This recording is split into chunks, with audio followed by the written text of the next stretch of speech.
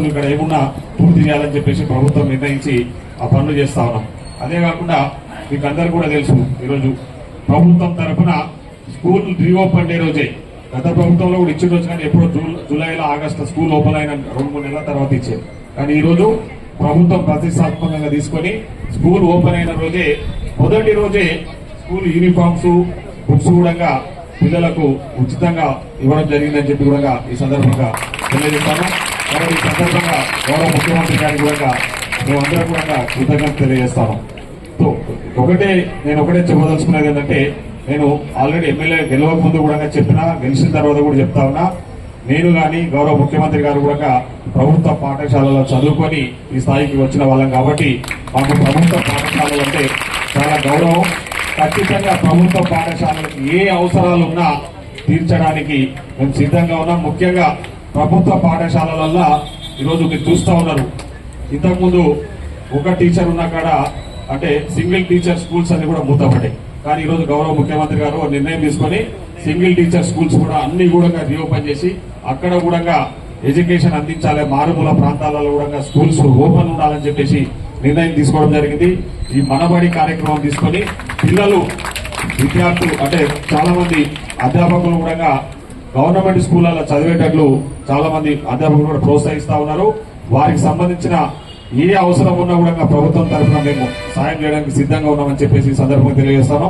ముఖ్యంగా విద్యార్థులకు నేను చెప్పదలుచుకున్నది ఒకటి ఏంటంటే, గవర్నమెంట్ స్కూల్లో చదువుకోవడమే చాలా మంచిది. ఎందుకంటే వెల్ క్వాలిఫైడ్ టీచర్స్ ఉంటారు, ఇక్కడ ట్రైన్ టీచర్స్ ఉంటారు. ప్రైవేట్ స్కూళ్ళలో ఏంటంటే వాళ్ళు ఏదో షో పుటప్ చేస్తూ ఉంటారు తప్ప అక్కడ ఉండే టీచింగ్ సిబ్బంది ఎవరైతే ఉంటారో వాళ్ళు క్వాలిఫైడ్ టీచర్స్ ఉంటారు.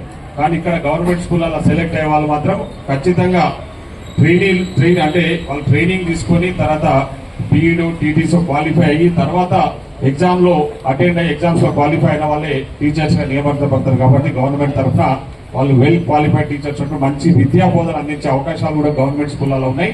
రాబోయే రోజుల్లో కూడా ప్రభుత్వం తరఫున మంచి విద్య అందించడానికి మేము ఏమేం చేయాలి, ప్రభుత్వం తరఫున ఎలాంటి సహాయ సహకారాలు అందించాలనే దాని మీద కూడా మేము కానీ గౌరవ ముఖ్యమంత్రి గారు చాలా ప్రత్యేక శ్రద్ధ తీసుకోబోతా ఉన్నారు. ముఖ్యంగా నేను నా నియోజకవర్గంలో హెల్త్ అండ్ ఎడ్యుకేషన్ కే చాలా ఇంపార్టెన్స్ ఇవ్వాలని చెప్పేసి నిర్ణయం తీసుకున్నా. ఆ విధంగా ముందుకు వెళ్ళడానికి కూడా నేను ప్రయత్నం చేస్తున్నా. నేను గత 10 రోజుల క్రితం కూడా నేను అమెరికా వెళ్ళినప్పుడు కూడా అక్కడ మన పాలమూరుకు సంబంధించిన ఎన్ఆర్ఐలతో కూడా నేను అదే డిస్కస్ చేసిన. మీరందరూ కూడా ఇక్కడ బాగా చదువుకొని ఉన్నత ఉద్యోగాలు చేస్తూ మంచిగా సంపాదిస్తా ఉన్నారు. మీరందరూ కూడా మా ప్రభుత్వ పాఠశాలలకు సాయం చేయండి అని చెప్పేసి నేను చెప్తే ఆ రోజు చాలా మంది కూడా అమెరికాలో ఉన్న మన పాలమూరు వాసులందరూ కూడా ముందుకు రావడానికి సిద్ధంగా ఉన్నారు. వాళ్ళందరూ కూడా చెప్పిన గవర్నమెంట్ స్కూల్స్ అడాప్షన్ తీసుకోండి, ప్రభుత్వం తరఫున మేము పూర్తి సహాయ సహకారాలు అందిస్తామని చెప్తే వాళ్ళు చాలా సానుకూలంగా స్పందించారు.